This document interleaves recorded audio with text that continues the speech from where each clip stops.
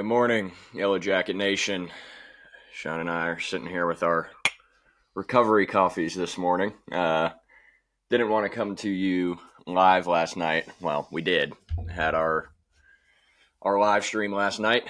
I think quite a bit of you joined at some point and kind of gave us your thoughts as the game was going on. It was, well, in most facets, it was about as bad as it could possibly get. You had Haynes King have one of the better performances you'll ever see. I mean, he accounted for over 500 yards of offense and 4 touchdowns. So he's about the only guy that you can't point to and really place any sort of blame. Maybe there could have been some slightly improved execution down inside the 10-yard line, of course. But I mean, not everything falls on him. At the end of the day, you had a defense that just gave up 48 points to NC State without their two best offensive weapons. So it was a complete and utter failure on the defensive side of the ball. The Jackets got one stop the entire game up until it didn't matter. They literally had 1 3-and-out early in the second quarter, I believe it was. And NC State proceeded to score on every single possession other than that. I think until there was about 2 minutes left. So it's almost hard to put into words like how big of a failure it was. I don't have the stats pulled up, but I'm thinking that NC State had to have over 600 yards of offense. I think it was like 590. Yeah.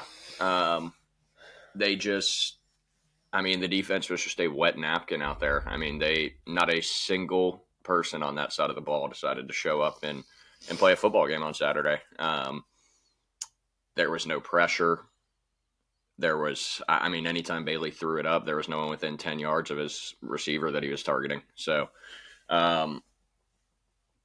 it was catastrophic. I think that's the way I would put it. I mean, what were your thoughts watching it, Sean? All year I had always said, really have no complaints about the defense. Although, as Dave Doran said, we're the 16th ranked rushing defense. They knew they could come in and run on us. That was what he said in his post-game presser. But yeah, just to see this defense not be able to get a single stop like we've been able to do all year. We've given up big plays, the explosives, but we always find a way to get off the field. And tonight, NC State found a way to convert every single time they were in the red zone, which we weren't able to do.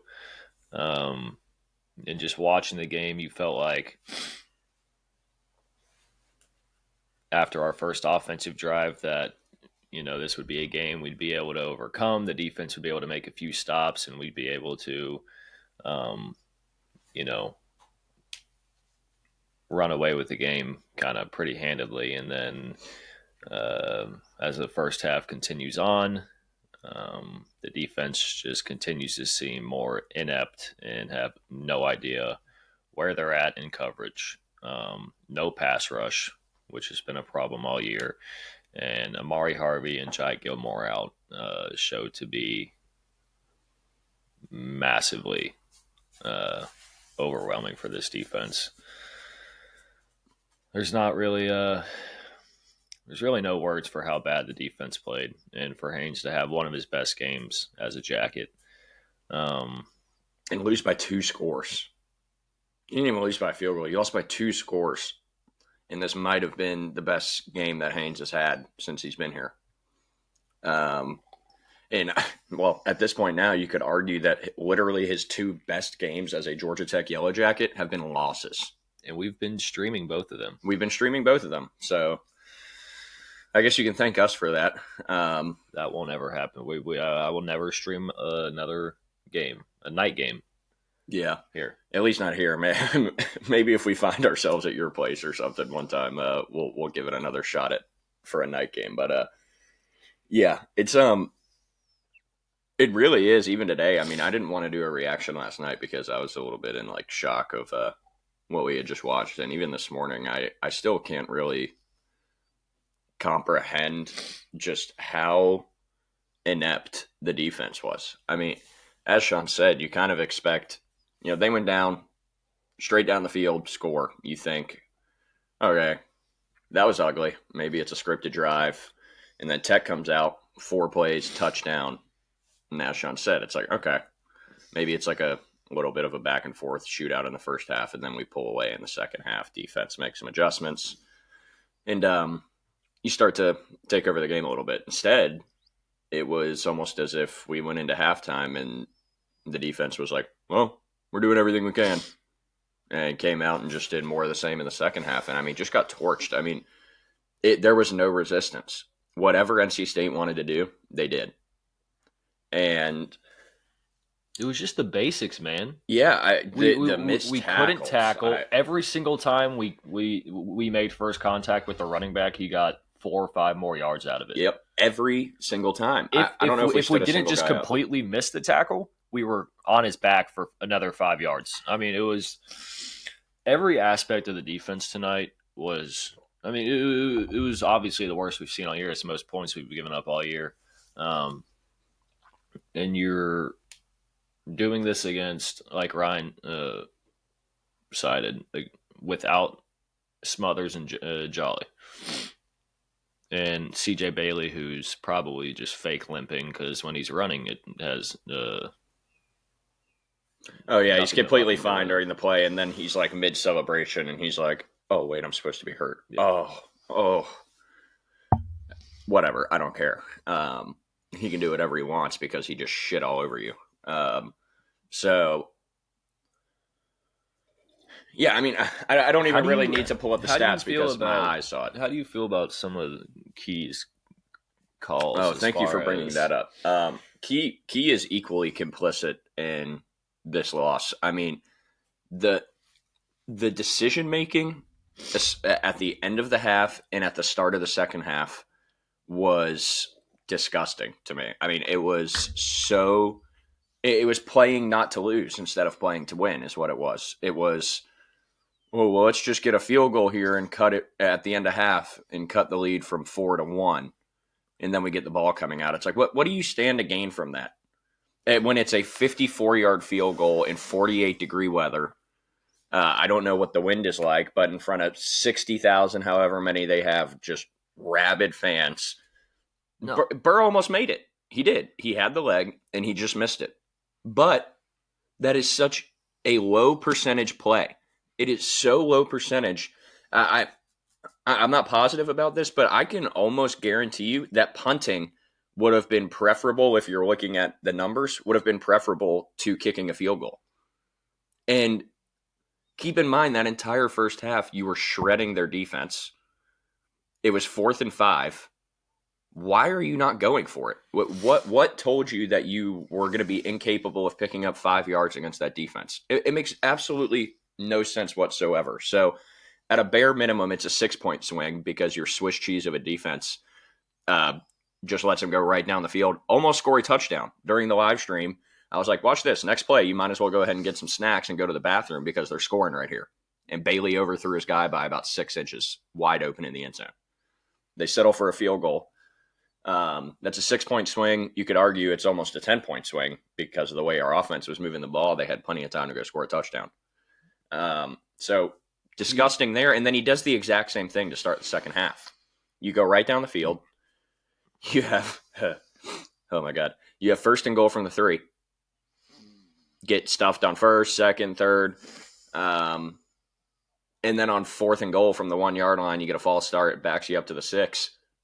I still think you should have gone for it. I think it's almost preferable in some aspects because they just stuffed your ass from the 1 3 times in a row. So I'm almost thinking like, okay, that maybe this, gives you a little breathing room. You can open up the playbook a bit. But nope, we just trot on the field goal unit. Is that the one where Haynes, I thought, was in? And yeah, that was the same drive that Haynes probably scored on 3rd and goal, but they ruled him short. And there was no way in hell they were ever going to overturn that. It was just a pile of bodies that they would never find enough evidence to overturn it. So I'm not mad at Key for not challenging that or something. What I am mad about is this weak passive decision making. Why In what world has your defense shown enough to believe that they're going to go get a stop while you're just sitting here settling for field goals? It was absolutely maddening. It was maddening. And all that. I mean, in the first half, coming off, you're up. You're leading the game 17-14. The offense is seemingly unstoppable. You have them backed up in their own territory, and the defense actually causes some havoc, and you have 3rd and 20. 3rd and 20. Tell me if you've seen this before.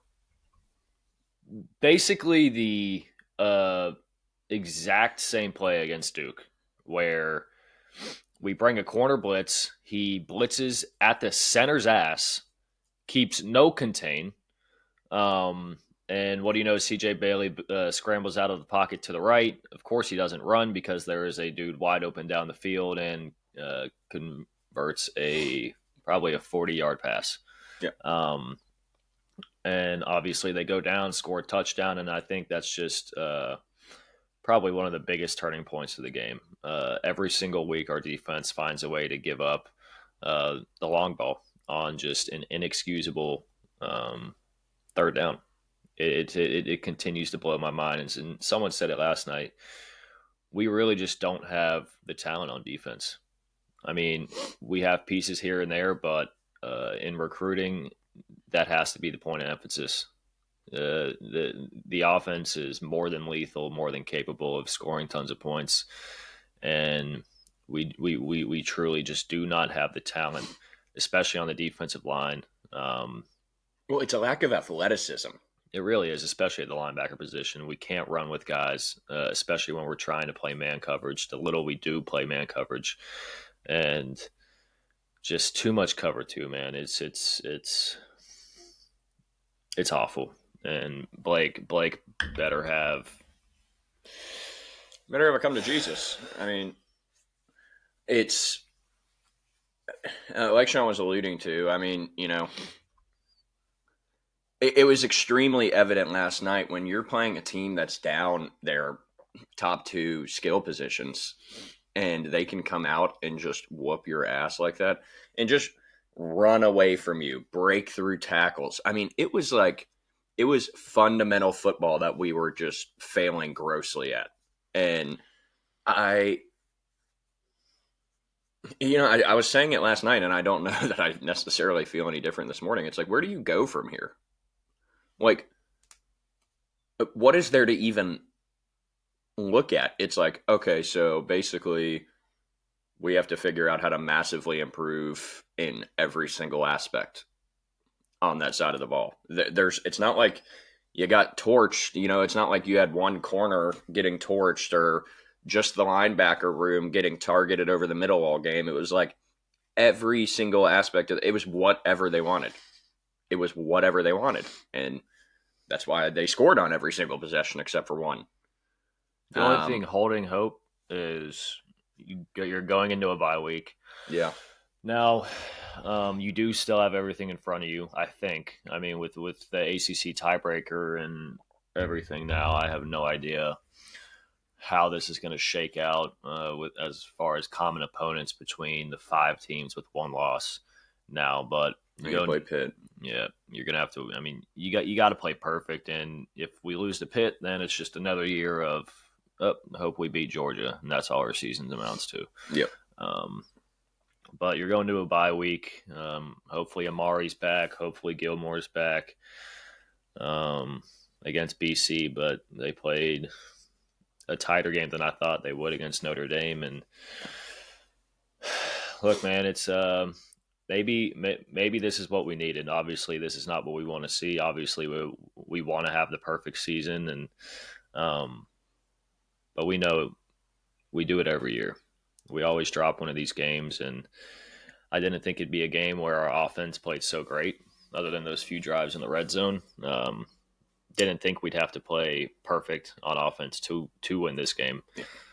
That's just what hurts the most is how poor of an effort this defense put up tonight. And it shows. I mean, stats don't lie. I mean, it wasn't a great defense, but it just seemed like a defense all year that was somehow able to limit points and get off the field when we needed to, and we were just unable to do that last night. Yeah, and as much of the blame that the defense is responsible for, the basically everybody outside of Haynes King offensively also still holds quite a bit of responsibility in this because Haynes had 500 yards of offense, and there's a minimum of one extra touchdown that he should have had because we went in the second quarter. I don't remember. I think it was the first. Might have been the first quarter. I think it was the first quarter. We're driving right down the field. I think it was. It was like that first field goal to make it 17, whenever that happened. We're driving right down the field on second down and 10, I believe. Haynes, up to this point, is like 3 for 3. And I mean, hitting dudes in the numbers, like dots. And just throws an absolute dart to Dean Patterson right at the goal line. Patterson goes up in the end zone and boom, just straight through his hands, bounces off his shoulder pads. No play by the defender, nothing. Straight drop. Third down, next play.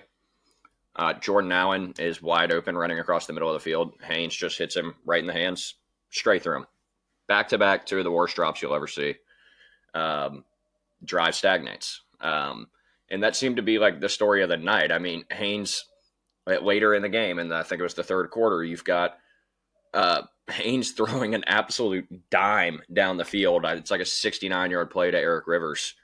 And then the drive just completely stalls out. I think the next play, Haynes is going out to the right side. Beetham just completely fucking whiffs on a block, and Haynes is at least picking up another first down on that play. And instead, 2nd and 11. Yeah, instead it's 2nd and 11. I don't even sacked. I think. Yeah, I can't remember if that was the drive with the sack or not. But I mean, it's just like it was just a comedy of errors all around Haynes King. It was like what more could this guy do? I mean, he's sitting here like 500 yards of offense responsible for.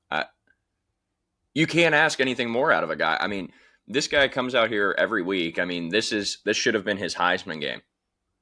And everybody else just failed him. Everybody failed him. And including the coaching staff. And it's a shame. Because it really was a Heisman game. It was a Heisman game. His stats are unfucking believable. And you lose by 2 scores. It's unbelievable. Yeah, leave it. Sure. Yeah, as I was saying, I don't really know where you go from here. It's defensively. I mean, it's well, I was kind of bitching about having a bye going into BC because I was like, oh, great, so glad we have it before BC. Now I'm ecstatic after what we just watched last night. We need all the time we can to prepare for these last 3 games and figure out, well, you just got exposed. Everybody has the playbook on how to beat you, which is I don't even know what that playbook is. Just run a competent offense and you'll score every time you touch the ball. I guess that's what the playbook is. It was shocking. We were just kind of sitting here. I feel like we weren't saying a whole lot during portions of our live stream because it was just like, what is there to say? I don't know what we're watching. It was just a complete and utter meltdown on that side of the ball, and then just a lack of execution and consistency on offense from everybody outside of Haynes. I mean, I'm sure there's a couple misses he had that you could point to or something like later in the game. But he was also just getting battered the entire game. Also, side note, maybe I was just looking for things to be mad about, but as I was watching, it did seem like NC State was really just hammering Haynes's legs. It's like every damn tackle, they're just slamming him in the knees, a lot of times from behind. That was bothering me a little bit. But Once again, just no rushing attack outside of Haynes King. Yeah, your leading rusher outside of Haynes is Hosley with 30 yards. What the fuck is that? What has happened to the rushing game? And the thing is, what was Hosley? How many yards per carry was he averaging? Only Uh, 5. So I mean, it's not like it was good. I thought it was going to be more than that. But yeah, I don't go into it. yeah, I mean, other than look, you've got everything ahead of you still. Um, Key has to obliterate this team on the bye week. I mean, it's unacceptable to be the number 8 team in the nation and come out and have that type of performance against a 500 ACC team that has gotten blown out the past few weeks, and it's just unacceptable. Um, Truly is. But I was trying not to look at social media these past few nights, and we're already the laughing stock of the league. We were suspect. We were overrated. And I know we want to try and block out the noise, but at the same time, need to use this to your advantage now. Um, you've got to use something to your advantage because that was pitiful. I mean, you just got your asses whooped for 4 quarters. Yeah, yeah, that's going to be and that's something that we need to talk about too. Is how you truly could not have picked a worse time to go out and lay a fucking egg like this. The playoff rankings come out on Tuesday. The playoff rankings come out on Tuesday. In case everybody forgot, um, yeah, if I'm them, I'm putting us at 20. I mean, you've been called frauds all year. It finally seems like maybe you have a chance to start putting some of that to rest after like the way you performed against Syracuse last week. And instead, your response before the biggest, which is I would say it's probably the biggest game of the year up to this point. We say it every week, but I mean, you're 8-0 and the playoff rankings are coming out on Tuesday. It's pretty important. You think you want to make a statement. Instead, are we sure that Ted Roof didn't kill Blake Gideon and take the headset before the game? Can someone check into that for me? I think that might have been what happened. I think we might have had Ted Roof up there. Or Thacker. In the box. Yeah, or Thacker. Maybe they reincarnated and formed a little dynamic duo for our defensive play calling. I have no idea. But there couldn't be a worse time for this. I mean, nobody is going to care. They're going to say, you lost to NC State. They're not going to care about the environment. And they shouldn't, because that's fucking irrelevant. That is absolutely irrelevant. And there was only one guy on the team that went out there and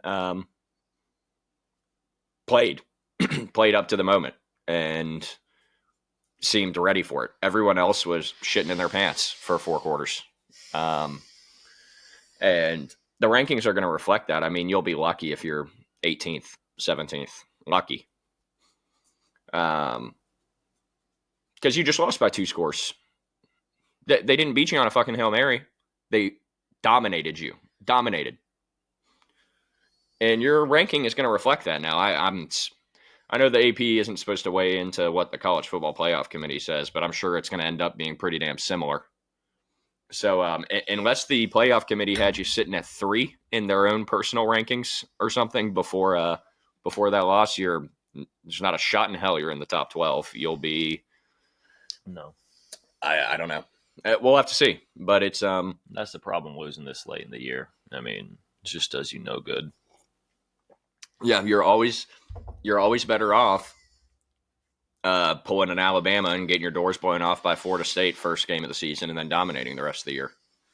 You're always better off doing that than playing good to decent football for 8 weeks and getting to 8-0 and then just laying an egg like this in front of, well, I would say in front of the world, but it was ESPN too. But still, I mean, you're just a laughing stock. I had buddies sitting there in the chat last night laughing at us. It's just, I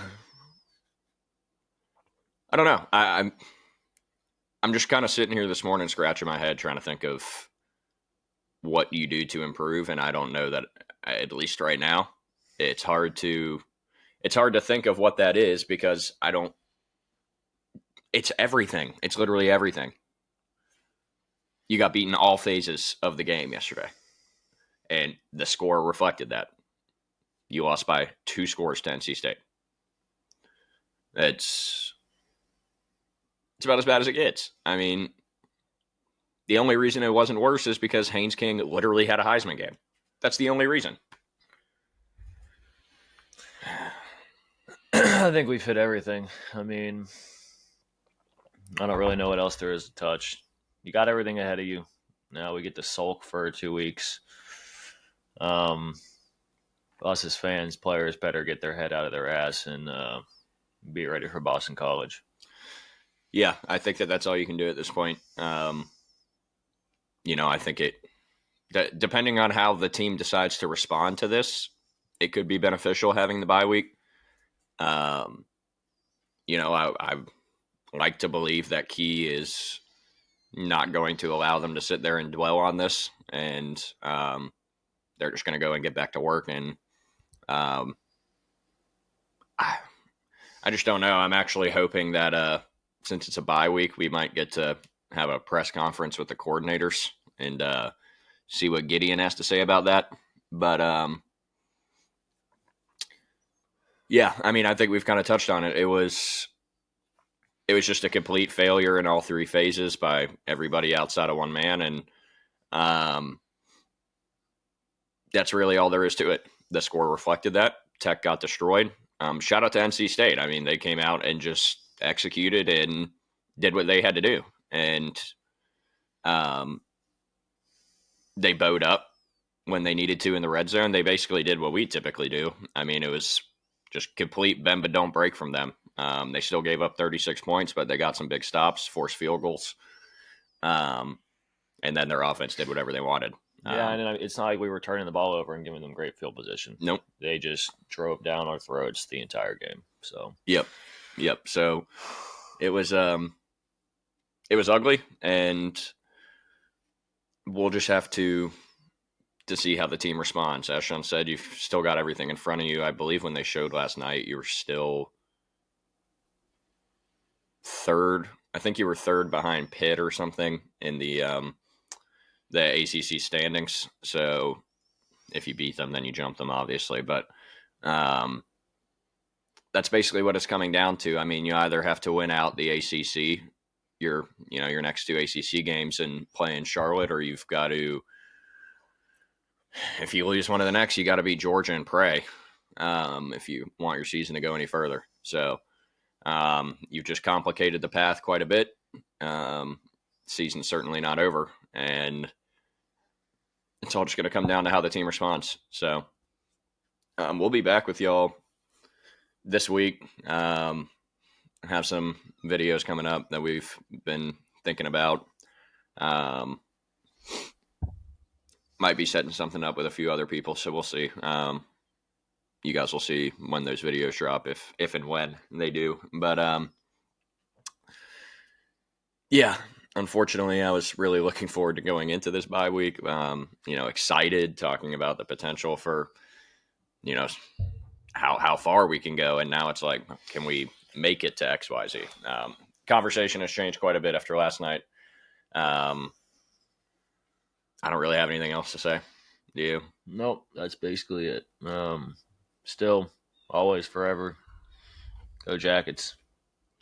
Yeah, go Jackets. As much heartbreak as they provide. Love this team still. This is still a fun season.